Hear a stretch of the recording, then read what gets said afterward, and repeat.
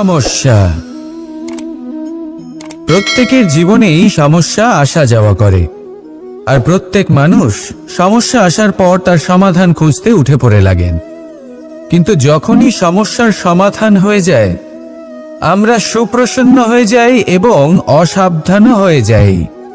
আমাদের মনে হয় যে আমরা সম্পূর্ণরূপে সমস্যার অন্ত করেছি, কিন্তু কোথাও না কোথাও একটা ছোট্ট বীজ রয়েই যায়, আর সেই বীজ আমাদের অসাবধানতার ছত্রছায়ায় বড় হতে থাকে, আর তারপর মহা সংকট হয়ে আবার আমাদের উপর আক্রমণ করে। এই সংকট যে কোনো রূপে আসতে পারে, কোনো শত্রুর রূপেও আসতে পারে, বা কোনো মহামারীর রূপেও আসতে পারে। সেই জন্য সবসময় সাবধান থাকাই উচিত, কারণ অসাবধান হলে কি হয়, আমাদের সুরক্ষা চক্রে একটা ছেদ উৎপন্ন হয়, আর আমাদের শেষ করতে পারে এমন এক বাণ সেই ছেদ বিন্দু হয়ে আমাদের হৃদয়ে প্রবেশ করতে পারে। তাই যে কোনো সমস্যার সমাধান করুন, জয়ী হন, উৎসব পালন করুন, কিন্তু সাবধানে থাকবেন। আসুন আর আমার সাথে ভালোবেসে বলুন, রাধা রাধা। কর্ম, ধর্ম আর কর্তব্য, এই তিনটি একে অপরের সাথে জড়িত, আর অনেক সময় এই তিনটি পালন করতে করতে আমাদের সেই ব্যক্তির সামনে গিয়ে দাঁড়াতে হয়, তার বিরুদ্ধেই যেতে হয়, যাকে আমরা সব থেকে বেশি ভালোবাসি। কিন্তু সেইখানে এই যুদ্ধ কোনো ব্যক্তিগত যুদ্ধ থাকে না, এ হলো কর্ম, ধর্ম আর কর্তব্যের যুদ্ধ। এটা সরল নয়, অত্যন্ত কঠিন হয় তার সম্মুখীন হওয়া যাকে আমরা সব থেকে বেশি সম্মান করি। কিন্তু আমাদের তো আমাদের ধর্মের পথে চলতেই হবে, কারণ আমরা কর্মবদ্ধ, কর্তব্যবদ্ধ, আর এটাই করা উচিত। শুধু এটুকু মনে রাখবেন, যদি আপনার উদ্দেশ্য শুভ হয়, আপনার ভাবনা শুভ হয়, আপনি যদি কর্ম, ধর্ম আর কর্তব্যের পথে অগ্রসর হন, তাহলে এই প্রক্রিয়াতে যদি আপনাকে আপনার আরাধ্যেরও সামনে দাঁড়াতে হয়, তাহলেও আপনার কোনো ক্ষতি হবে না। তাহলে আসুন আর আমার সাথে ভালোবেসে বলুন, রাধা রাধা। মানুষের কোন বিষয়ে অহংকার থাকে? সময়, ক্ষমতা, শরীর আর সম্পত্তি। আর এই চারটেই সর্বদা সঙ্গে থাকে না। কি বিচিত্র ব্যাপার! আপনি নিজেই দেখুন, সময় আজ ভালো হলেও কাল অবশ্যই খারাপ হতে পারে। ক্ষমতা আজ আপনার থাকলেও কাল তা নাও থাকতে পারে। এই শরীরটা তো নশ্বরই বটে। যত আপনি বার্ধক্যের দিকে অগ্রসর হবেন, দুর্বল হতে থাকবেন, সৌন্দর্য ক্ষীণ হতে থাকবে। আর সম্পত্তি আজ আপনার, কাল অন্য কারোর হয়ে যাবে। আর এই সমস্ত নশ্বর জিনিসে মন কেন্দ্রীভূত করতে করতে ব্যক্তি ভুলে যান সেই বিষয়গুলি যা সর্বদা আপনার সাথে থাকবে, আপনার ঢাল হবে, আপনার সম্বল হয়ে থাকবে। আর তা হল আপনার স্বভাব, বুদ্ধি, সৎসঙ্গ আর খাঁটি সম্পর্ক। নিজের স্বভাব শীতল রাখুন, কর্মে বুদ্ধির পরিচয় দিন, সর্বদা ভালো মানুষের সাথে সময় কাটান, আর খাঁটি সম্পর্ক সর্বদা পালন করুন। জীবনে সর্বদা সুখী হবেন। রাধা রাধা। আমরা কর্ম করি, আর সেই কর্ম অনুসারে আমাদের তার ফল প্রাপ্ত হয়। এখন এই কর্ম আরো শ্রেষ্ঠ হতে থাকে, আমরা আরো প্রেরিত হতে থাকি। তার জন্য আমরা বড় বড় জ্ঞানীদের থেকে প্রভাবশালী, প্রেরণাদায়ক ব্যক্তির সাথে দেখা করার চেষ্টা করি, দেখা করিও। নিজের কর্মের বিষয়ে বিচার করি, আলোচনা করি, তাই তো? কারণ আমাদের কাজ দেখে তাতে বিশেষ মতামত সামনে থাকা ব্যক্তিই দিতে পারে। কিন্তু এই পুরো চক্রতে সংসারের সব থেকে গুরুত্বপূর্ণ ব্যক্তির সাথে কথা বলতে আমরা ভুলেই যাই। আপনি কি জানেন সংসারের সব থেকে গুরুত্বপূর্ণ ব্যক্তি কে? স্বয়ং আপনি। হ্যাঁ, আপনি সে। আপনি জীবিত আছেন, তাই এই সংসার জীবিত আছে। আপনি হলেন আপনার সমস্ত কর্মের কেন্দ্র। তাই এবার থেকে প্রতিদিন একটু সময় নিজের জন্য বের করে নিজের সাথে কথা বলুন। নিজেকে বুঝুন, নিজের কর্মকে বুঝুন। কিছু প্রশ্ন আসবে, কিছুর উত্তর পাবেন। আরো কিছু প্রশ্ন আসবে যার উত্তর আপনি অবশ্যই পাবেন, কিন্তু এটা করবেন অবশ্যই, নয়তো আপনি এই সংসারের সব থেকে গুরুত্বপূর্ণ ব্যক্তির সাথে দেখা করার সুযোগই হারিয়ে ফেলবেন। এবার বলুন, আপনি কি এরকম চাইবেন? রাধা রাধা, প্রেম, ঘৃণা, এই দুই হলো একই শব্দ। কিভাবে? দেখুন না, দুটোতেই আড়াই অক্ষর রয়েছে। দুটোই হলো সেই অনুভূতি যা আমাদের মনের সাথে জড়িত, আর এই দুই অনুভূতির সাথে জড়িত মানুষ আমাদের জন্য গুরুত্বপূর্ণ। পার্থক্য শুধু এটাই যে প্রেম পায় সম্মান আর ঘৃণাকে করা হয় অবজ্ঞা। এরকম কেন? কারণ প্রেম হলো সেই অনুভূতি যেখানে মানুষ সব কিছু দিয়ে দিতে চায়, সব কিছু লুটিয়ে দিতে চায়। সেখানে ঘৃণা হলো এমন অনুভূতি যেখানে মানুষ সব কিছু কেড়ে নিতে চায়, সব কিছু জিতে নিতে চায়। তাও প্রেমের অনুভূতি কখনো আপনাকে হারতে দেয় না, আর ঘৃণার অনুভূতি কখনো আপনাকে জিততে দেয় না। এবার কি করবেন আপনি? একটাই জীবন। ঘৃণার সাথে বাঁচবেন নাকি প্রেমের সাথে? আমি তো প্রেমকেই চয়ন করব। রাধা রাধা। পাওয়া এবং হারিয়ে ফেলা, এই দুই হলো জীবনের অভিন্ন অঙ্গ। আমরা যেমন কিছু পেয়ে থাকি, তেমন কিছু হারিয়েও থাকি। কিছু স্বপ্ন সার্থক হয়, আবার কিছু লক্ষ্য অপূর্ণই থেকে যায়। জীবনে এটা হয়েই থাকে, প্রত্যেকের জীবনেই এটা হয়ে থাকে। কিন্তু কারোর সাথে দেখা হলে আমরা কি ধরনের কথা বলি? আমরা সেই কথাই বলি যা আমরা হারিয়েছি। নিজেও দুঃখ পাই, আবার সামনের মানুষটাকেও দুঃখ দিই। তার থেকে অন্যরকম কিছু করার চেষ্টা করুন, ধনাত্মক চিন্তা করার চেষ্টা করুন। মন সেদিকেই দিন। স্মরণ শুধুমাত্র তাকেই করুন, গুরুত্ব তাকেই দিন যিনি আপনার কাছে রয়েছেন। যিনি আপনার কাছে নেই তার আশায় কষ্ট কেন পাচ্ছেন আপনি? সেগুলিকেই প্রাধান্য দিন যা আজ এখন বর্তমানে আপনার কাছে রয়েছে। যেমন আমি কংস মামাকে স্মরণ করি না, যিনি আমার ছেলেবেলা নষ্ট করে দিয়েছেন। আমি স্মরণ করি আমার যশোদা মাকে, আমার বলরাম দাদাকে, আমার রাধাকে, যারা আমার জীবনকে ভরিয়ে তুলেছেন। আপনিও ঠিক এটাই করুন, আর আমার সাথে ভালোবেসে বলুন, রাধা রাধা। কথায় বলা হয়, জীবনে ভালোবাসাই হলো সুখের মূল। এটা সত্য। এবার প্রশ্ন হলো এটাই যে এই ভালোবাসা কার সাথে করা উচিত? যদি আপনি কিছুক্ষণের জন্য সুখ পেতে চান, তাহলে ভালোবাসুন নিজের রুচি মতো। যদি আপনি কিছুদিনের জন্য সুখ পেতে চান, ভালোবাসুন নিজের বন্ধুদের। যদি আপনি কয়েক মাসের জন্য, কয়েক বছর বা অনেক বছরের জন্য সুখী হতে চান, তাহলে ভালোবাসুন নিজের পরিবারকে, মাতা পিতা, নিজের সন্তান, স্বামী স্ত্রী, নিজের আত্মীয়দের। কিন্তু যদি আপনি চিরকালের জন্য সুখী হতে চান, তাহলে ভালোবাসতে হবে শুধু নিজের কর্মগুলিকে। কারণ সম্পর্ক যেমনই হোক না কেন, কখনো না কখনো ভেঙে যাবেই।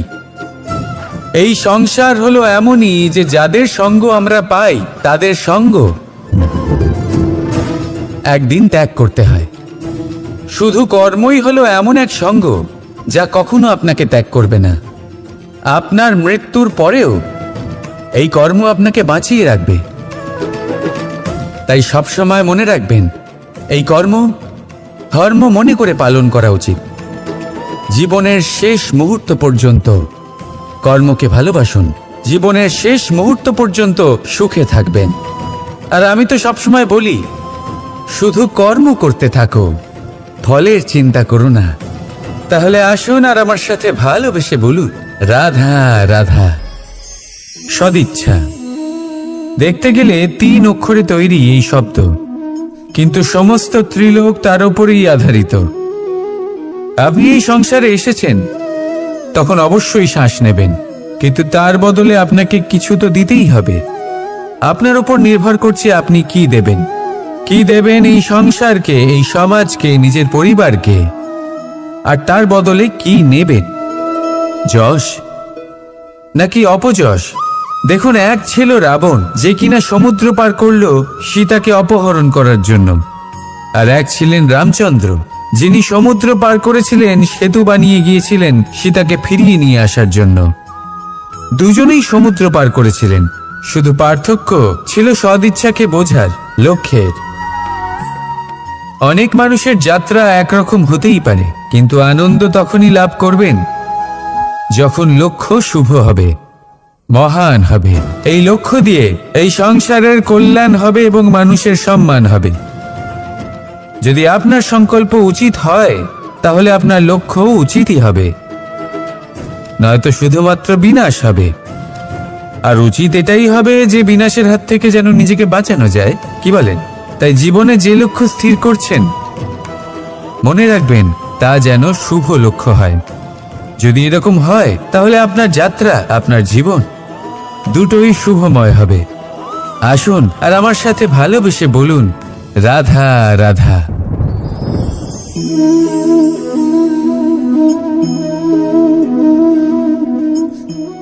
মুক্ত। এই মুক্তই সবাইকে মোহিত করে দেয়, নিজের দিকে আকর্ষিত করে। অত্যন্ত সুন্দর, গোল, শুভ্র। মুক্ত দ্বারা নির্মিত আভূষণ, তা হয়তো সে মুকুটই হোক বা কোনো স্ত্রীর অলংকার, তাকে আরো সুন্দর করে তোলে, তাকে আরো সুন্দর দেখতে লাগে। এবার এই মুক্তকে এত সুন্দর দেখার জন্য কত কষ্ট সহ্য করতে হয়, তা কি কখনো আপনি ভেবেছেন? এই মুক্ত ঝিনুক থেকে বের করা হয়। ঝিনুক, যা কিনা সমুদ্রের তলদেশে থাকে। ওকে কত কষ্ট সহ্য করতে হয়, জলের চাপ সহ্য করতে হয়, সমুদ্রের স্রোত সহ্য করতে হয়। এই ঝিনুককে এত কষ্ট সহ্য করতে হয়, এই মুক্তকে এত কষ্ট সহ্য করতে হয়, তারপরে এর রূপ এত সুন্দর হয়। যদি আপনিও আপনার পরিশ্রমের সৌন্দর্য, নিজের পরাক্রমের সৌন্দর্য এই সংসারে প্রকাশিত করতে চান, তাহলে আপনাকেও কষ্ট সহ্য করতেই হবে। তাই জীবনে যখনই সংকট আসবে, বিপদ আসবে, সমস্যা আসবে, তখন একে সুযোগ হিসেবে গ্রহণ করুন। কারণ এই বিপদের সাথেই লড়াই করে আপনি মুক্তর মতোই পরিশুদ্ধ হয়ে উঠবেন। তাহলে আসুন আর আমার সাথে ভালোবেসে বলুন, রাধা রাধা। যখনই আমরা কথা বলি জলরাশির বিষয়ে, যখন আমরা তুলনা করি, তখন আমাদের খুব ভালো লাগে মিষ্টি সরোবর, পুকুর, নদী। আর আমরা অপেক্ষা করে থাকি সাগরের জন্য, সমুদ্রের জন্য। কেন করি? কারণ এই সাগর, এই সমুদ্র, এ হলো অত্যন্ত বিশাল আর ভয়ানক। এর জলও কিন্তু নোনতা, যা আমরা পান করতে পারি না। কখনো ভেবে দেখেছেন এই সমুদ্রের অন্তরে এই নোনতা জল, এই নোনতা ভাব, এটা আসে কোত্থেকে? এই যে সমুদ্র, যে প্রবাহমান নদীর থেকে যে খনিজ নির্গত হয়, তার ভান্ডার হলো এটা। সেই খনিজকে নিজের অন্তরে গ্রহণ করে, সেই নোনতা ভাব নিজের মধ্যে সমাহিত করে, আর তারপর সেই নোনতা জল বাষ্পে পরিণত হয়ে ওপরে উঠে যায়, যা মেঘ হয়ে আপনার ওপর মিষ্টি বৃষ্টি হয়ে ঝরে পড়ে। এ হলো সমুদ্রের ত্যাগ, যার জন্য আপনি মিষ্টি জল পান করতে পারছেন, সে নদী থেকেই হোক বা সরোবর থেকে। সেই জন্যই হয়তো সাগর হলো এত মহান, হয়তো সেই জন্যই রত্ন সাগরে পাওয়া যায়। তাই মনে রাখবেন, ক্ষমতা তারই হয় যে ত্যাগ করতে জানে, কোনো বিষকে নিজের মধ্যে ধারণ করে নিতে জানে। তাহলে আপনিও এটাই করুন, এতটাই শক্তিশালী হয়ে উঠুন, আর আমার সাথে ভালোবেসে বলুন, রাধা রাধা। পরিচ্ছন্নতা। বর্তমানের এই প্রজন্ম আগের প্রজন্মের এই যে অতিশুদ্ধতার অভ্যেস ছিল, তা নিয়ে ঠাট্টা করে। তাকে মূর্খতা মনে করে, বুঝতেই পারে না কেন। আমাদের মা, ঠাকুমা, দিদিমা এদের দেখেছি সকালে উঠে সবার আগে স্নান করেন। কেন? বুঝতেই পারে না। কেন কথায় কথায় বারান্দা উঠোন পরিষ্কার করা হয়? বুঝতেই পারে না। অনেক মানুষজন এটাকে ধার্মিক এবং অন্ধবিশ্বাস বলে, কিন্তু যদি আমি আপনাকে সত্যি কথা বলি, প্রত্যেক ধর্ম বিজ্ঞানসম্মত। প্রত্যেক কাজের পেছনে বৈজ্ঞানিক সত্যতা লুকিয়ে রয়েছে, কিন্তু প্রত্যেক মানুষ সেই নিয়ে কতটা ভাবেন, কতটা বোঝেন আর কি পদক্ষেপ নেন তা হলো আলাদা এবং অত্যন্ত গুরুত্বপূর্ণ, কিন্তু তা হলো বিজ্ঞানসম্মত। আজও যখন আমি আগে বাড়ি যাই, মা সবার আগে আমার হাত পা ধুয়ে দেন, তারপর সবকিছু। তাই আপনি পরিচ্ছন্ন থাকুন, তাহলে আপনি সুস্থ থাকবেন। তখনই আপনার মনে ভক্তিভাব আসবে, তখনই এই সমগ্র সংসারকে সামলানোর শক্তি অর্জন করতে পারবেন। তাহলে পরিচ্ছন্ন থাকুন, সব ভালো থাকবে। রাধা রাধা। এটা দেখতে পাচ্ছেন? আপনি নিশ্চয়ই জানেন এটা কি। এটা বড়ই বিচিত্র এক বস্তু। এটা হলো কয়লা। আমি একে বিচিত্র এই কারণে বলছি, ভেবে দেখুন, যদি এটা গরম হয় আর আপনি এটাকে ধরে ফেলেন, এটা আপনার হাত পুড়িয়ে ফেলবে। আর যদি এটা ঠান্ডা হয় আর আপনি এটা ধরেন, তাহলে এটা আপনার হাতে কালি লাগিয়ে দেবে। অর্থাৎ যে কোনো পরিস্থিতিতেই, যে কোনো রূপেই থাকুক না কেন, গরম হোক অথবা ঠান্ডা, এটা কোনো না কোনোভাবে আপনার ক্ষতি অবশ্যই করবে। এরকমই হয় খারাপ মানুষজন, বদ সঙ্গ, ঠিক কয়লার মতো। আপনি যদি কিছু নাও করেন, যাই হয়ে যাক, এরা যদি আপনার কাছে থাকে, তাহলে কোনো না কোনো ভাবে জীবনে আপনার কোনো না কোনো ক্ষতি অবশ্যই হবে। তাই নিজের জীবনে সবসময় সঙ্গতের নির্ণয় অত্যন্ত ভেবেচিন্তে করবেন। রাধা রাধা। ইচ্ছে, সিদ্ধান্ত আর নিশ্চয়তা, এই শব্দগুলো আমরা আমাদের জীবনে অনেকবার শুনেছি, তাই না? জীবনে অনেক যে এক কুয়ো খোঁড়ার সিদ্ধান্ত নিয়েছে, সেই মাটি খোঁড়ার জন্য কোদাল অবশ্যই পেয়ে যায়। আর যে নিশ্চিত করে নিয়েছে, সে দেরি করে হলেও সেই শীতল জল অবশ্যই পেয়ে যায়। তাই জীবনে কেবল ইচ্ছে করবেন না, সিদ্ধান্ত নিন আর তারপর নিশ্চিত করুন, সব পেয়ে যাবে। আর ভালোবেসে বলুন, রাধা রাধা। স্বপ্ন আর লক্ষ্য একই মনে হয়। এই দুইয়েরই কথা মানুষ কল্পনা করেন, এই দুই মানুষ অর্জন করতে চান। আর এই দুই পূর্ণ হলে মানুষ নিজেকে অত্যন্ত ভাগ্যবান বলে মনে করেন। কিন্তু এই দুইয়ের মধ্যে পার্থক্য আছে। পার্থক্য এই যে স্বপ্নের জন্য বিনা পরিশ্রমের ঘুম দরকার হয়, আর লক্ষ্যের জন্য বিনা ঘুমের পরিশ্রম। যে ব্যক্তি ঘুমের মধ্যে স্বপ্ন দেখতে থাকেন, জেগে ওঠার পর তার হাত খালি থেকে যায়। আর যে ব্যক্তি পরিশ্রম করেন, শয়নকালেও তার হাত তার লক্ষ্যেই থাকে। তাই যদি স্বপ্নও দেখতে হয়, তাহলে লক্ষ্য জেনে পরিশ্রম করুন আর ভালোবেসে বলুন, রাধা রাধা। জীবনে কিছু করে দেখাতে হলে বদল আনতে পারবে, তাকে পথ দেখাতে পারবে, তার জীবনে পরিবর্তন আনতে পারবে। আর তাই মানুষ সংসার জুড়ে তাকেই খোঁজেন, যিনি তার পাশেই আছেন।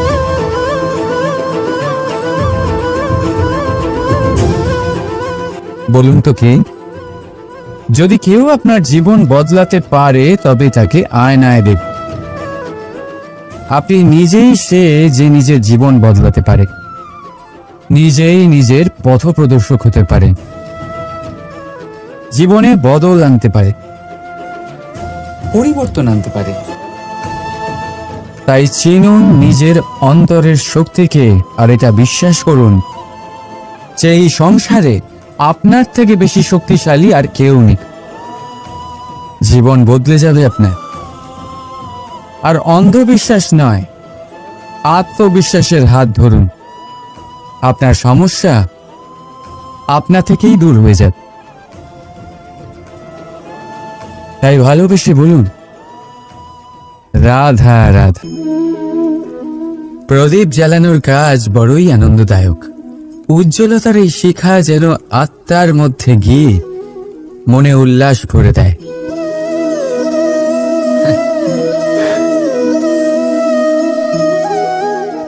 এই আমি কি করলাম? আমি একে নিভিয়ে দিলাম, অথচ এই দিয়েই আমি অন্য প্রদীপগুলি জ্বালিয়েছিলাম। কারণ যতক্ষণ এই শিখা অন্য প্রদীপগুলিকে জ্বালাচ্ছিল, ততক্ষণ এই নিজেও জ্বলছিল। কিন্তু যেই ও এই কাজ করা ছেড়ে দিল, তখন একেও নিভতে হল। বুঝলেন? সেরকমই জীবন হলো উজ্জ্বলতা দেওয়ার আরেক নাম। যদি জীবনে শুভ কাজ করেন, অপরের উপকার করে, অন্যদের সহায়তা করে, তাহলেই জীবিত থাকবেন। আর যেদিন এই কাজ করা আপনি বন্ধ করে দেবেন, শ্বাস প্রশ্বাস নেওয়া সত্ত্বেও মৃত হয়ে যাবেন। তাই যতক্ষণ শ্বাস চলছে, আশারূপী উজ্জ্বলতা ছড়াতে থাকুন। বিশ্বাস করুন, মৃত্যুর পরেও আপনি অমর থাকবেন। তাই ভালোবেসে বলুন, রাধা রাধা। যবে থেকে যে প্রাণের অস্তিত্ব পেয়েছে, তবে থেকেই আরো একটি শব্দ জন্ম লাভ করেছে, সংঘর্ষ। জন্মলগ্ন থেকেই মানুষকে বাঁচার জন্য সংঘর্ষ করে যেতে হয়। কখনো নিজের লক্ষ্যে পৌঁছবার জন্য সংঘর্ষ করতে হয়, আর কখনো যা পেয়েছেন তাকে রক্ষার জন্য সংঘর্ষ করতে হয়। কিন্তু প্রত্যেকে একই অভিযোগ করে যে সংঘর্ষ করার সময় ভীষণ কষ্ট হয়। আপনি যোদ্ধা হলে প্রহার আপনাকে সহ্য করতেই হবে। সাঁতার শিখতে হলে জলে আপনাকে প্রবেশ করতেই হবে। পায়ের তলায় তাদেরই কড়া পড়ে যারা রোজ হাঁটেন, আর যারা হাঁটেন তারা নিজেদের লক্ষ্যে অবশ্যই পৌঁছন। তাই মনে রাখবেন, জীবন ততক্ষণই আছে যতক্ষণ কর্ম করবেন। তাই সংঘর্ষ করতে থাকুন, কষ্ট ভুলে যান, আর আমার সাথে ভালোবেসে বলুন, রাধা রাধা। মানুষ সর্বদা ফলাফলের কথা ভাবে, যে আমি যা করতে চলেছি তার ফল কি হবে, তার পরিণাম কি হবে। কিন্তু এর চিন্তা কেন? কারণ কর্ম যদি শুভ হয়, তাহলে তার পরিণাম খারাপ হতেই পারে না। শুভ চিন্তা নিয়ে যারা কর্ম করেন, তাদের ফলের চিন্তা কিসের? যারা ফুল বিক্রি করেন, তাদের মাঝে সাঝে কাঁটা নিশ্চয়ই ফোটে, কিন্তু সুগন্ধ তাদের হাতে থেকেই যায়। এদের সন্ধানে কয়লার খনিতে নামা ব্যক্তি কালিমা লিপ্ত হয়ে গেলেও তার হাতে হিরে অবশ্যই থাকে। তাই শুভ চিন্তা নিয়েই কর্ম করে যান, পরিণাম শুভই হবে। আর ভালোবেসে বলুন, রাধা রাধা। যাই পাত্রের মধ্যে শীতল থাকে, আর যিনি পান করেন তাকেও শীতল রাখে। আর যে জল এই পাত্রের বাইরে উতলে পড়ে, তা হল অভিমান, যা বাইরের উত্তাপে বাষ্প হয়ে উবে যায়। সর্বদা মনে রাখবেন, আত্মসম্মান আপনাকে দৃঢ় করে, আপনাকে শক্তি প্রদান করে, আর অভিমান আপনাকে দুর্বল করে দেয়। তাহলে কি হতে চান আপনি? আত্মসম্মানী নাকি অভিমানী? সিদ্ধান্ত আপনার। রাধা রাধা। সমস্যা। প্রত্যেকের জীবনেই সমস্যা আসা যাওয়া করে, আর প্রত্যেক মানুষ সমস্যা আসার পর তার সমাধান খুঁজতে উঠে পড়ে লাগেন। কিন্তু যখনই সমস্যার সমাধান হয়ে যায় আমরা সুপ্রসন্ন হয়ে যাই এবং অসাবধানও হয়ে যাই। আমাদের মনে হয় যে আমরা সম্পূর্ণরূপে সমস্যার অন্ত করেছি, কিন্তু কোথাও না কোথাও একটা ছোট্ট বীজ রয়েই যায়, আর সেই বীজ আমাদের অসাবধানতার ছত্রছায়ায় বড় হতে থাকে, আর তারপর মহা সংকট হয়ে আবার আমাদের উপর আক্রমণ করে। এই সংকট যে কোনো রূপে আসতে পারে, কোনো শত্রুর রূপেও আসতে পারে বা কোনো মহামারীর রূপেও আসতে পারে। সেই জন্য সবসময় সাবধান থাকাই উচিত, কারণ অসাবধান হলে কি হয়, আমাদের সুরক্ষা চক্রে একটা ছেদ উৎপন্ন হয়, আর আমাদের শেষ করতে পারে এমন এক বাণ সেই ছেদ বিন্দু হয়ে আমাদের হৃদয়ে প্রবেশ করতে পারে। তাই যে কোনো সমস্যার সমাধান করুন, জয়ী হন, উৎসবও পালন করুন, কিন্তু সাবধানে থাকবেন। আসুন আর আমার সাথে ভালোবেসে বলুন, রাধা রাধা। কর্ম, ধর্ম আর কর্তব্য, এই তিনটি একে অপরের সাথে জড়িত, আর অনেক সময় এই তিনটি পালন করতে করতে আমাদের সেই ব্যক্তির সামনে গিয়ে দাঁড়াতে হয়, তার বিরুদ্ধেই যেতে হয় যাকে আমরা সব থেকে বেশি ভালোবাসি। কিন্তু সেইখানেই যুদ্ধ, কোনো ব্যক্তিগত যুদ্ধ থাকে না। এ হলো কর্ম, ধর্ম আর কর্তব্যের যুদ্ধ।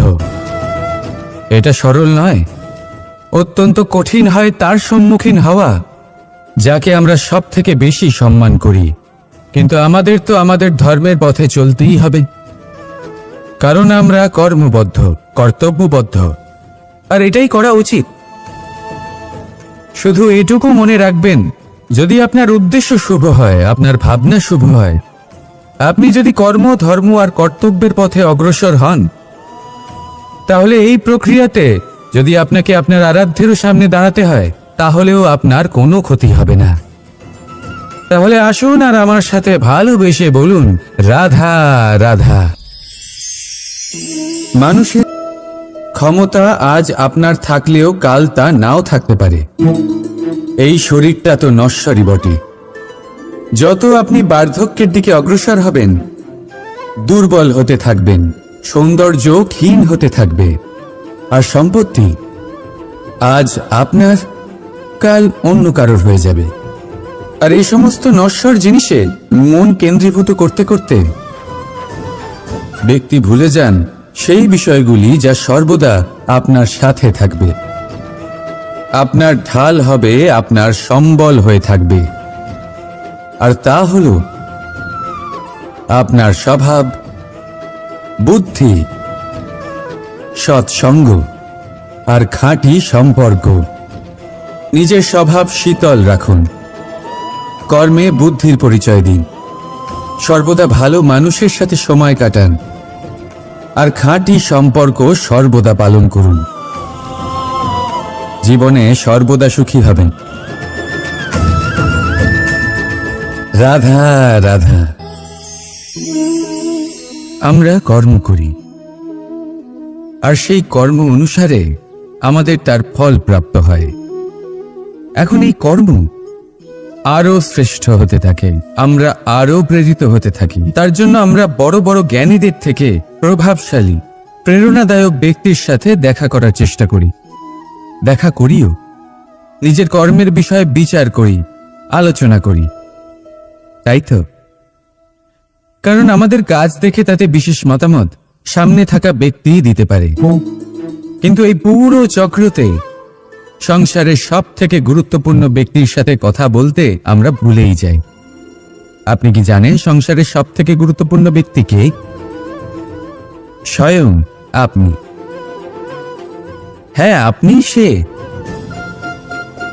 আপনি জীবিত আছেন, তাই এই সংসার জীবিত আছে। আপনি হলেন আপনার সমস্ত কর্মের কেন্দ্র।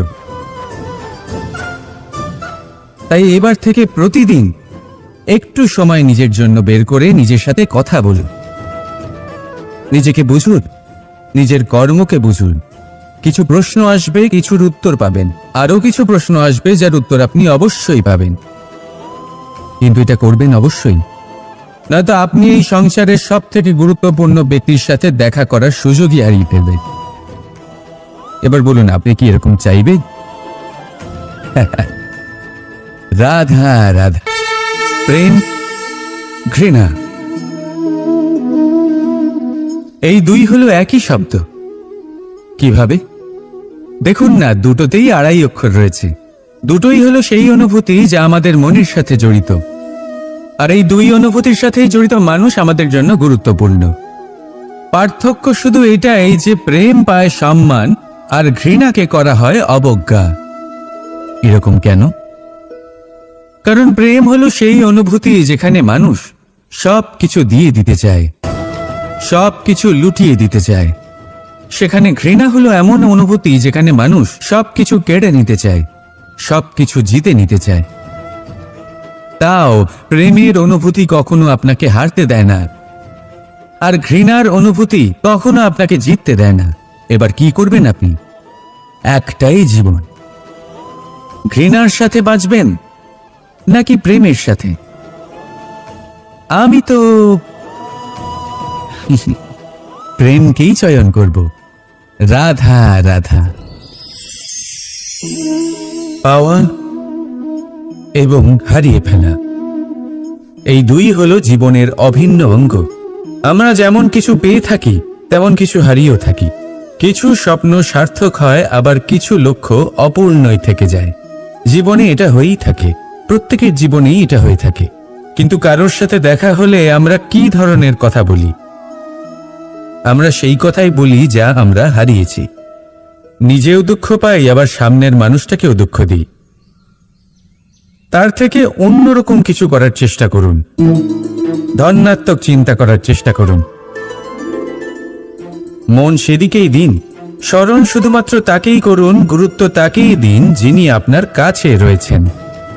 যিনি আপনার কাছে নেই তার আশায় কষ্ট কেন পাচ্ছেন আপনি? সেগুলিকেই প্রাধান্য দিন যা আজ এখন বর্তমানে আপনার কাছে রয়েছে। যেমন আমি কংস মামাকে স্মরণ করি না যিনি আমার ছেলেবেলা নষ্ট করে দিয়েছেন। আমি স্মরণ করি আমার যশোদা মাকে, আমার বলরাম দাদাকে, আমার রাধাকে, যারা আমার জীবনকে ভরিয়ে তুলেছেন। আপনিও ঠিক এটাই করুন, আর আমার সাথে ভালোবেসে বলুন রাধা রাধা। কথায় বলা হয় জীবনে ভালোবাসাই হলো সুখের মূল।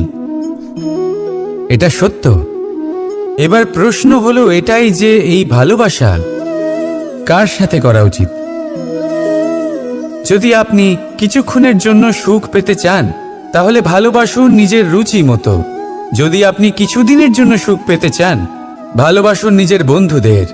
যদি আপনি কয়েক মাসের জন্য, কয়েক বছর বা অনেক বছরের জন্য সুখী হতে চান তাহলে ভালোবাসুন নিজের পরিবারকে, মাতা পিতা, নিজের সন্তান, স্বামী স্ত্রী, নিজের আত্মীয়দের। কিন্তু যদি আপনি চিরকালের জন্য সুখী হতে চান তাহলে ভালোবাসতে হবে শুধু নিজের কর্মগুলিকে। কারণ সম্পর্ক যেমনই হোক না কেন কখনো না কখনো ভেঙে যাবেই। এই সংসার হলো এমনই যে যাদের সঙ্গ আমরা পাই তাদের সঙ্গ একদিন ত্যাগ করতে হয়। শুধু কর্মই হলো এমন এক সঙ্গ যা কখনো আপনাকে ত্যাগ করবে না। আপনার মৃত্যুর পরেও এই কর্ম আপনাকে বাঁচিয়ে রাখবে। তাই সবসময় মনে রাখবেন, এই কর্ম ধর্ম মনে করে পালন করা উচিত। জীবনের শেষ মুহূর্ত পর্যন্ত কর্মকে ভালোবাসুন, জীবনের শেষ মুহূর্ত পর্যন্ত সুখে থাকবেন। আর আমি তো সবসময় বলি, শুধু কর্ম করতে থাকো, ফলের চিন্তা করো না। তাহলে আসুন আর আমার সাথে ভালোবেসে বলুন রাধা রাধা। সদিচ্ছা দেখতে গেলে 3 অক্ষরে তৈরি এই শব্দ, কিন্তু সমস্ত ত্রিলোক তার উপরেই আধারিত।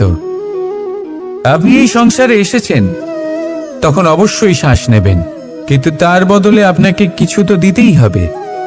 আপনার উপর নির্ভর করছে আপনি কি দেবেন। কি দেবেন এই সংসারকে, এই সমাজকে, নিজের পরিবারকে, আর তার বদলে কি নেবেন? যশ নাকি অপযশ, দেখুন, এক ছিল রাবণ, যে কিনা সমুদ্র পার করলো সীতাকে অপহরণ করার জন্য। আর এক ছিলেন রামচন্দ্র, যিনি সমুদ্র পার করেছিলেন, সেতু বানিয়ে গিয়েছিলেন সীতাকে ফিরিয়ে নিয়ে আসার জন্য। দুজনেই সমুদ্র পার করেছিলেন, শুধু পার্থক্য ছিল সদিচ্ছাকে বোঝার লক্ষ্যের। অনেক মানুষের যাত্রা একরকম হতেই পারে, কিন্তু আনন্দ তখনই লাভ করবেন যখন লক্ষ্য শুভ হবে, মহান হবে। এই লক্ষ্য দিয়ে এই সংসারের কল্যাণ হবে এবং মানুষের সম্মান হবে। যদি আপনার সংকল্প উচিত হয়, তাহলে আপনার লক্ষ্য উচিতই হবে, নয়তো শুধুমাত্র বিনাশ হবে। আর উচিত এটাই হবে যে বিনাশের হাত থেকে যেন নিজেকে বাঁচানো যায়, কি বলেন? তাই জীবনে যে লক্ষ্য স্থির করছেন, মনে রাখবেন তা যেন শুভ লক্ষ্য হয়। যদি এরকম হয়, তাহলে আপনার যাত্রা, আপনার জীবন দুটোই শুভময় হবে। আসুন আর আমার সাথে ভালোবেসে বলুন, রাধা রাধা।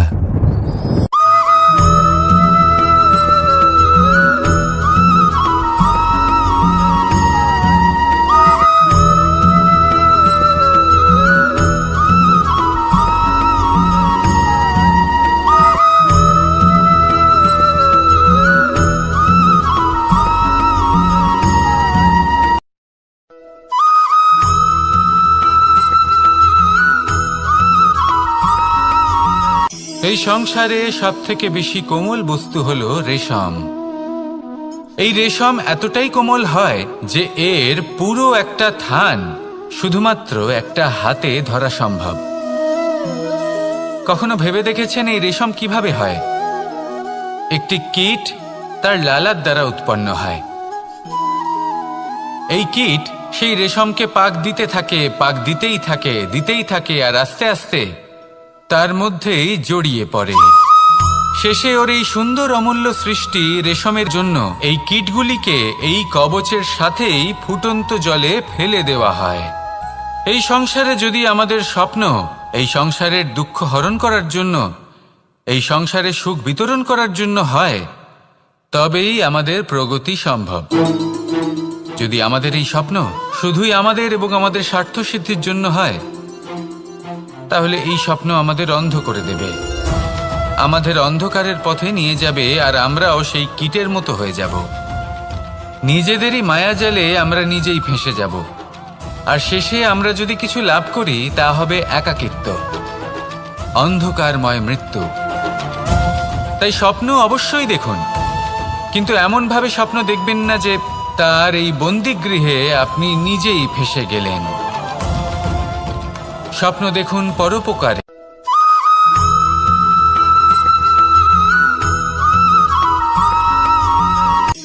শক্তি শক্তি অর্জন করা এতটা কঠিন নয় যতটা শক্তি লাভ করার পরে সেই শক্তি সামলানো কঠিন হয়।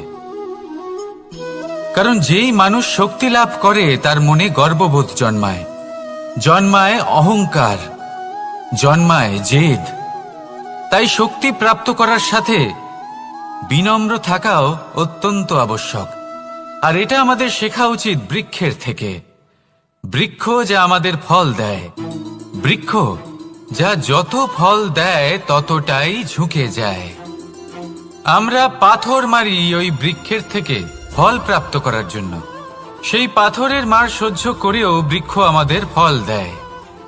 কোনো গর্ববোধ নেই, কোনো অহংকার বোধ নেই, আর সেই জন্য এই বৃক্ষের পুজো করা হয়। এটাই হলো মাহাত্ম্য শক্তির সাথে বিনম্রতার।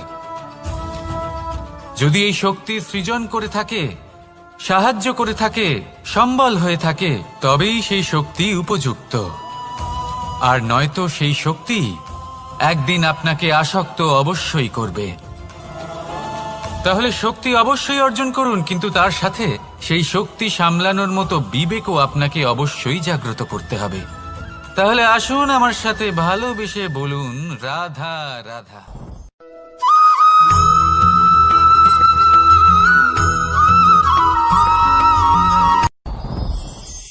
সাথী সাথী এই শব্দটির ব্যাখ্যা কে কিভাবে করে? মিত্র, সখা, বন্ধু, কিন্তু অর্থ একটাই। তিনি যিনি আপনার সঙ্গী হন আর তিনি যার সাথী আপনি হন। এবার সব থেকে বড় প্রশ্ন হলো এটাই যে তিনি কে হতে পারেন যাকে আপনি আপনার সাথী বলে মেনে নিতে পারেন, নিজের সখা, নিজের মিত্র, নিজের বন্ধু মেনে নিতে পারেন। আপনার সাথী হলেন তিনি যিনি দুঃখের সময় আপনার পাশে থাকবেন, আপনার হাত ধরে থাকবেন। আপনার সাথী হলেন তিনি যার হাত আপনি নিজের সুখের দিনে ধরে থাকবেন। সেই সাথীরই হাত ধরুন যিনি দুঃখে সবসময় আপনাকে সাহায্য করার জন্য তৎপর হয়ে থাকেন, আপনার পাশে থাকেন, আর যাকে সুখের দিনে আপনি আপনার সাথে রাখতে পারেন। আর যখন আপনার সাথে আপনার এই সাথী থাকবে তখন আপনি এটা বুঝবেন যে যখন জীবনে দুঃখ আসে তখন এই দুঃখ কমে যায়, সবার মধ্যে ভাগ হয়ে যায়। আর যদি তখন সুখ আসে তাহলে সেটা সবার উপস্থিতিতে আরো বেড়ে যায়। এটাই হলো প্রেম, এটাই হলো ভালোবাসা, এটাই হলো সঙ্গ। যেমন সম্পর্ক আমার আর রাধার মাঝে। তাহলে আসুন আর আমার সাথে ভালোবেসে বলুন, রাধা রাধা।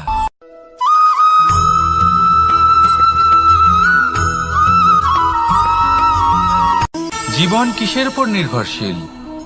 ধনের ওপর, বৈভবের অনুভব যদি আপনি করতে চান তাহলে তা পাবেন শুধু একতার দ্বারা, সংগঠনের দ্বারা। যদি আপনাকে উদাহরণ দিই, নিজের এই হাতটাকে দেখুন, 5টা আঙুল রয়েছে। কোনো একটা বস্তুকে নিজের একটা আঙুল দ্বারা তুলে ধরার চেষ্টা করে দেখুন, বড়ই কষ্ট হবে। তখন আপনি বুঝতে পারবেন যখন এই 5টি আঙুল একত্রিত হয় তখন কোনো কাজ কতটা সহজ হতে পারে। এটাই হলো শক্তি একতার। সব থেকে ভালো উদাহরণ যদি আপনাকে দিই তাহলে বাঁশি। এই বাঁশি থেকে অত্যন্ত মধুর সুর নির্গত হয় যা সবার মন প্রসন্ন করে দেয়। এই কথা সত্যি, কিন্তু এই বাঁশি আমি একটা বা দুটো আঙুল দিয়ে বাজাতে পারবো না। আমাকে প্রত্যেকটা আঙুল ব্যবহার করতেই হবে, তবেই এর থেকে মধুর সুর নির্গত হবে যা সকলকে প্রসন্ন করবে, ঠিক কিনা? ঠিক এইভাবেই যদি আপনি চান যে আপনার জীবনরূপী বাঁশি থেকেও মধুর সুর নির্গত হোক বা সবার মনকে প্রসন্ন করে তুলুক, তাহলে আপনাকেও জীবনে একতা নিয়ে আসতেই হবে। আপনি একাও কর্ম করতে পারেন, পথ চলতেও পারেন, সামনেও এগোতে পারেন, সাফল্যও লাভ করতে পারেন। কিন্তু যখন সকলে একসাথে এগোবেন, সেই পথে চলবেন, সেই কর্মই করবেন, তখন লক্ষ্যে অবশ্যই পৌঁছবেন, সাফল্য অবশ্যই লাভ করবেন। কিন্তু সেই সাফল্য এবং তার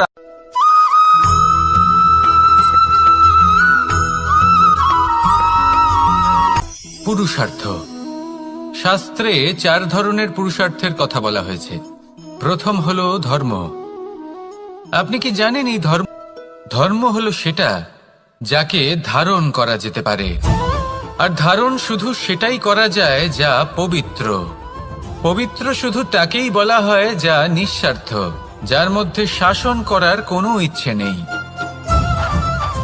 যা সরলভাবেই প্রবাহমান, জল এবং বায়ুর মতো। যখন কোনো ব্যক্তি ধর্মকে ধারণ করেন এবং সেই ধর্ম সেই ব্যক্তিকে রক্ষা করে, তখন তাকে ধর্ম বলা হয়। ধর্ম যা রক্ষা করে অহংকার থেকে, খারাপ চিন্তার হাত থেকে। সেই জন্য পুরুষার্থ গড়ে তোলার আগে, ধর্ম পালন করার আগে ধর্মের প্রকৃত অর্থ কি সেটা বুঝে নিন। এটা জেনে রাখুন যে সমস্ত ধর্মের আধার, সমস্ত ধর্মের ভিত শুধুমাত্র ভালোবাসা। আসুন আর এই ভালোবাসার সাথেই বলুন, রাধা রাধা।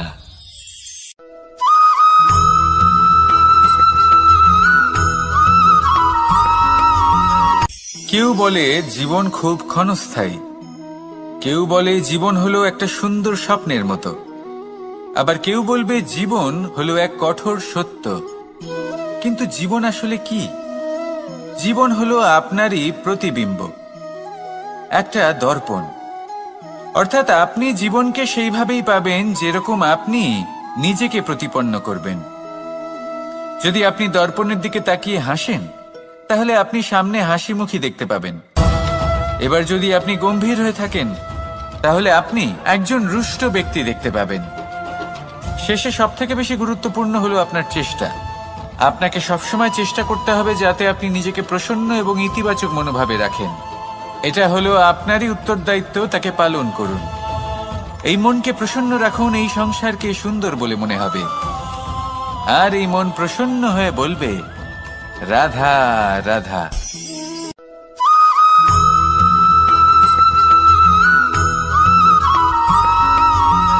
এই সংসারে প্রত্যেক মানুষ এটাই চান যে তিনি যেন ধনবান হন, আর্থিক অবস্থা তার ভালো থাকে, ওনার বাড়িতে লক্ষ্মীর আগমন হয়। কিন্তু সেটা হবে কি করে, সেটাই হলো প্রশ্ন।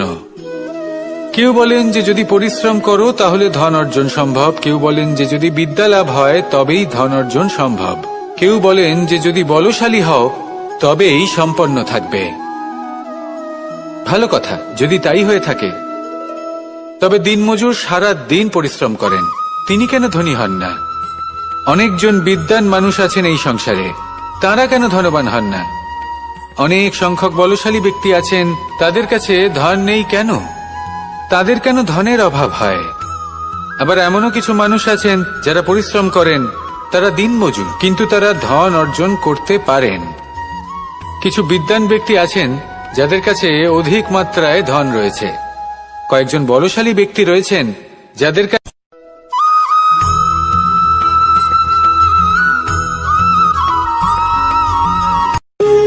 যখন মানুষের মৃত্যু হয় তখন কি হয়? অনেক সংখ্যক মানুষ শোক পালন করতে চলে আসেন। যে ব্যক্তি মৃত্যু লাভ করেছেন তার অনেক বস্তু থাকে যেগুলো তার প্রিয়, যেগুলো তিনি ব্যবহার করেছেন।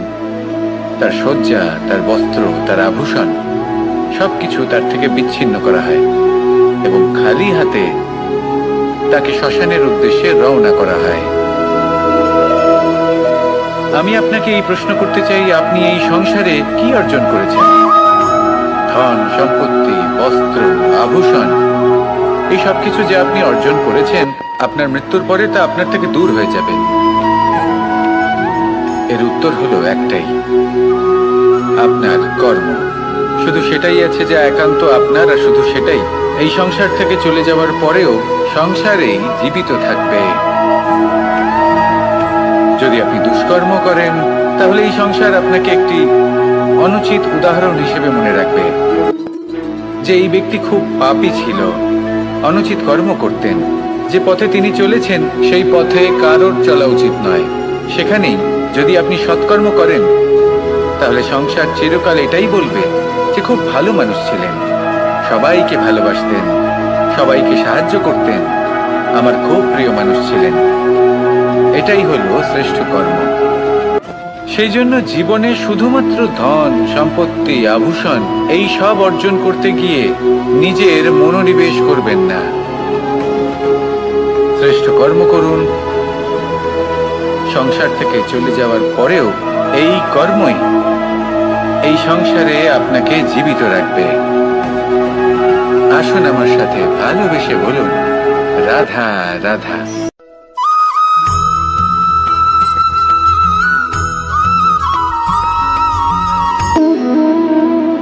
সম্পর্ক হলো আমাদের জীবনের একটি আধার। কিছু সম্পর্ক এমন যা আমরা জন্মসূত্রে লাভ করি, যেমন পরিবার, মা, বাবা। কিছু সম্পর্ক আছে যা আমরা জীবনে অর্জন করে থাকি, তা সে প্রেমের হোক, স্নেহের হোক বা বন্ধুত্বের। এই সকল সম্পর্ক লাভ করার বা গড়ে তোলার 5টি ধাপ রয়েছে। প্রথম ধাপ, কোনো ব্যক্তির সাথে আলাপ হওয়া, তার সাথে কথা বলা বা তাকে দেখা।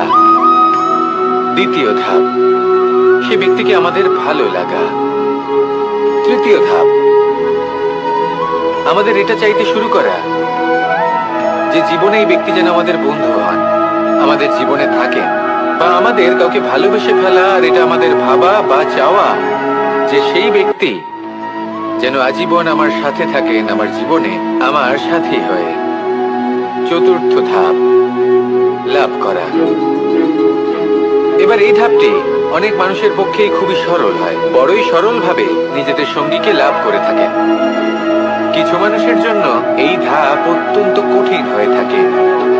অনেক প্রতিকূল পরিস্থিতির উপর জয়লাভ করে তারা সঙ্গীকে লাভ করেন, কিন্তু লাভ অবশ্যই করেন। এরপরে আসে পঞ্চম, অন্তিম এবং সব থেকে গুরুত্বপূর্ণ ধাপ। সেটা হলো সেই সম্পর্ক পালন করা। এটা হলো এমন এক বিষয় যা প্রত্যেক মানুষের শেখা উচিত। যদি ব্যক্তি নিজের জীবনে সম্পর্ক রক্ষা করতে শিখে যান, তবে প্রত্যেক সম্পর্ক তার জীবনকে স্বর্গ করে তুলবে। আসুন আর আমার সাথে ভালোবেসে বলুন, রাধা রাধা।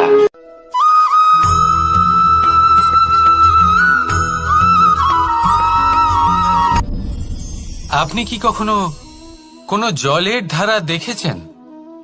তার সামনে যতই মাটি থাকুক না কেন, যতই কাদা থাকুক না কেন, যখন এই জলের ধারা বইতে আরম্ভ করে দেয়, তাহলে নিজের মনের, নিজের ভাবনার, নিজের জীবনের যত অনাবশ্যক তত্ত্ব আছে, অনুপযোগী অংশ রয়েছে, অর্থাৎ অপরিষ্কার অংশ রয়েছে, তা নিজে থেকেই নির্মল হয়ে উঠবে।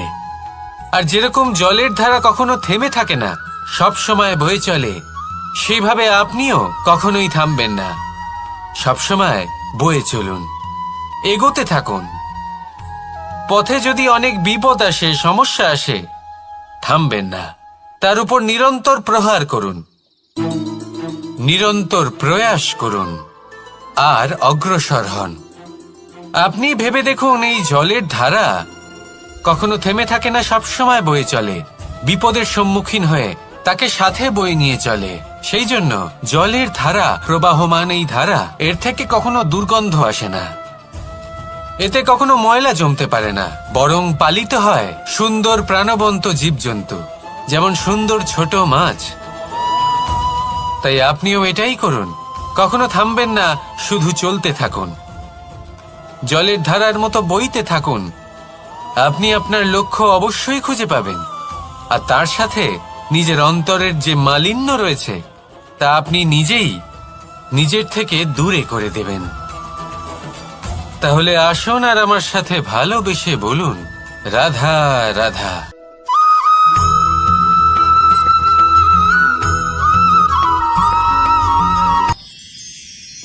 মানুষ তার জীবনে দুই ধরনের পরিস্থিতিকে খুব ভয় পায়। এক, কোনো কারণবশত কারোর সামনে নত হওয়া।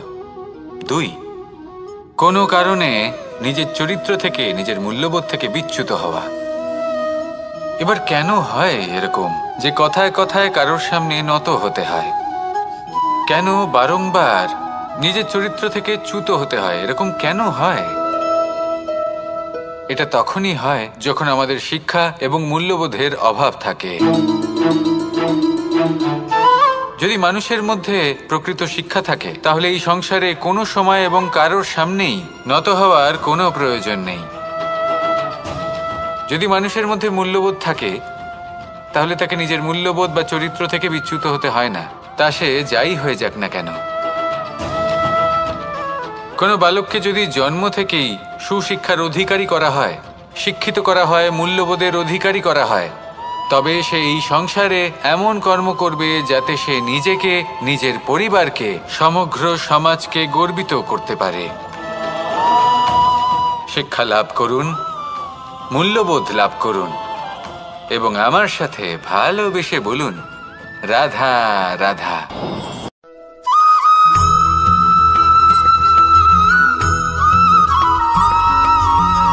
আপনি কখনো দিয়ে তাদের ঠোঁটে খাবার পরিবেশন করে, কিন্তু যেই সেই সন্তানেরা হৃষ্টপুষ্ট হয়ে যায় এবং সেই কথা বাজ নিজে বুঝতে পেরে যায়, সেই বাজ নিজেই সেই বাসা ছিন্ন ভিন্ন করে দেয়। সেই সন্তান যাদের সবেমাত্র ডানা গজিয়েছে, কিভাবে উঠতে হয় তারা জানে না, সেই সন্তানগুলিকে উচ্চতা থেকে ঠেলে দেয়। সেই সন্তান প্রথমে ভয়ভীত হয়ে যায়, তারা সামনে মৃত্যুকে দেখতে পেয়ে ভয়ের কারণে তাদের ডানা ঝাপটাতে থাকে, আর সেই প্রক্রিয়াতেই সেই সন্তানগুলি উড়তে শুরু করে দেয়। এবার এই ঘটনায় আমরা কি শিক্ষা পেতে পারি? এটাই, যদি আপনি মাতা পিতা হন, তাহলে নিজের সন্তানকে অবশ্যই স্নেহ করুন, কিন্তু তাদেরকে নিজের আঁচলের তলায় বেঁধে রাখবেন না। যদি আপনি চান আপনার সন্তান জীবনে উন্নতি করুক, তাহলে নিজের মুঠো থেকে তাদের স্বতন্ত্র করে দিন, এই সংসারে সংঘর্ষ করতে দিন। সেই সন্তান নিজেই বুঝতে পারবে যে জন্মের সময় পাওয়া ডানা কি করে ব্যবহার করতে হয়।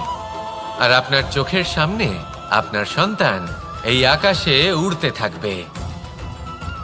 তাহলে আসুন আমার সাথে ভালোবেসে বলুন, রাধা রাধা।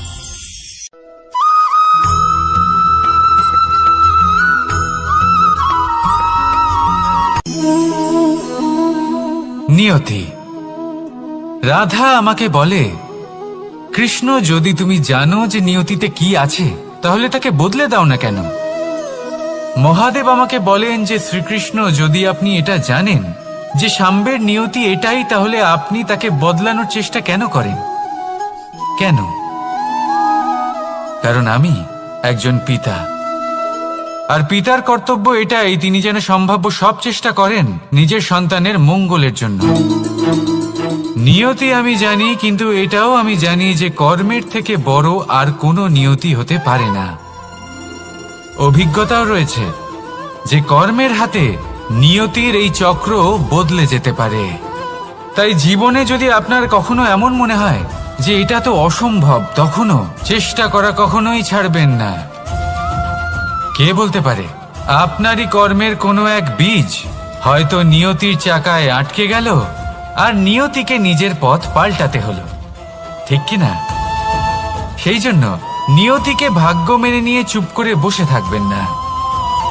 নিজের নিয়তি স্বয়ং নিজের কর্মের দ্বারা নির্ধারিত করুন, কারণ আপনার এই কর্মের ওপরেই আপনার অধিকার রয়েছে। আর এই অধিকারকে নিয়তি অনেক সময় সম্মানও করে। তাহলে আসুন আর আমার সাথে ভালোবেসে বলুন, রাধা রাধা।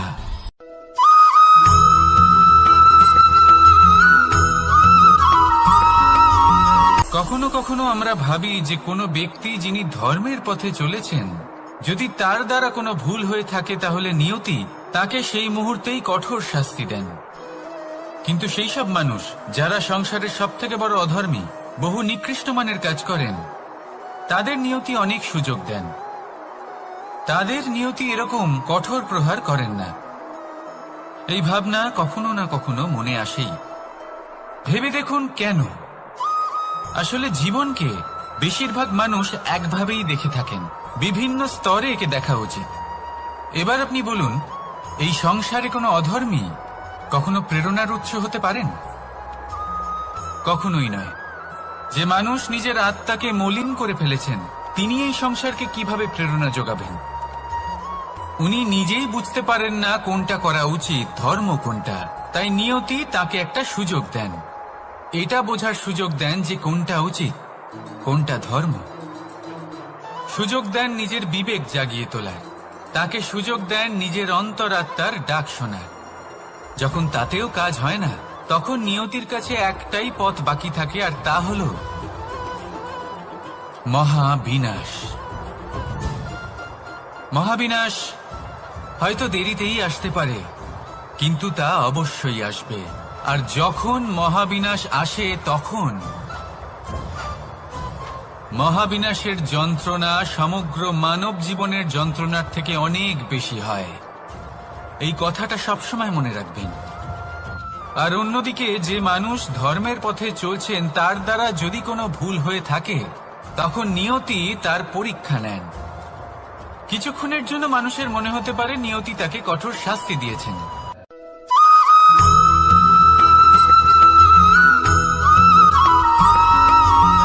এই সংসারে কখনো কোনো ব্যক্তিকে তার বাইরের পোশাক দেখে বিচার করার চেষ্টা করবেন না। এটা খুব বড় ভুল করবেন। যেমন আমরা জীবনে অনেক সময় এমন করি। ধরুন কোথাও একটা গাছ দেখলাম, খুব বিশাল আকারের একটা গাছ, যেটা মাটির থেকে অনেক উঁচুতে পৌঁছে গেছে, যার বিশাল শাখা আছে। সেগুলো দেখে আমরা ভাবি যে এই গাছে হয়তো কত সুস্বাদু ফল আছে। আমরা সেই গাছের পরিচর্যা করতে থাকি। আবার অন্যদিকে হলো একটি তৃণ, যেটা মাটি থেকে কিছুটা উঁচুতে পৌঁছেছে, কিন্তু সেই তৃণর নিচে, মাটির নিচে অত্যন্ত সুস্বাদু ফল বা সবজি জন্ম নেয়, যা আমাদের স্বাস্থ্যের পক্ষে অত্যন্ত উপকারী। সেই জন্য কখনো আবরণ দেখে কাউকে বিচার করতে চেষ্টা করবেন না। তার বদলে এটা বোঝার চেষ্টা করুন যে আপনার সামনে যে ব্যক্তি আছে বা বস্তু আছে, তার বিশেষত্ব কি। যদি এই বিশেষত্ব বোঝার ক্ষমতা আপনি অর্জন করেন, যদি এই শিল্প আপনি নিজের ভেতরে জাগ্রত করেন, তাহলে এই সংসারে বিশেষত্ব কি সেটা আপনি জানতে পারবেন। আর এই সমস্ত খেলা দৃষ্টি থেকে নয়, দৃষ্টিভঙ্গি থেকে জন্ম নেয়। দৃষ্টিভঙ্গি সবসময় শুভ রাখুন আর আমার সাথে ভালোবেসে বলুন, রাধা রাধা।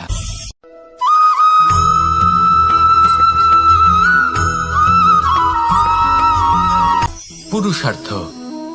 শাস্ত্রে 4 ধরনের পুরুষার্থের কথা বলা হয়েছে। প্রথম হলো ধর্ম। আপনি কি জানেন এই ধর্ম আসলে কি? আপনার কি মনে হয় ধর্ম আসলে কি? কোনো বিশেষ ঈশ্বরকে মানাই কি ধর্ম বলা হয়? নাকি কোনো বিশেষ রীতি পালন করাই হলো ধর্ম? নাকি কোনো বিশেষ সাহিত্যকে সর্বশ্রেষ্ঠ মনে করাই হলো ধর্ম? না, ধর্ম হলো সেটা যাকে ধারণ করা যেতে পারে। আর ধারণ শুধু সেটাই করা যায় যা পবিত্র। পবিত্র শুধু তাকেই বলা হয় যা নিঃস্বার্থ, যার মধ্যে শাসন করার কোনো ইচ্ছে নেই, যা সরলভাবেই প্রবাহমান, জল এবং বায়ুর মতো। যখন কোনো ব্যক্তি ধর্মকে ধারণ করেন এবং সেই ধর্ম সেই ব্যক্তিকে রক্ষা করে, তখন তাকে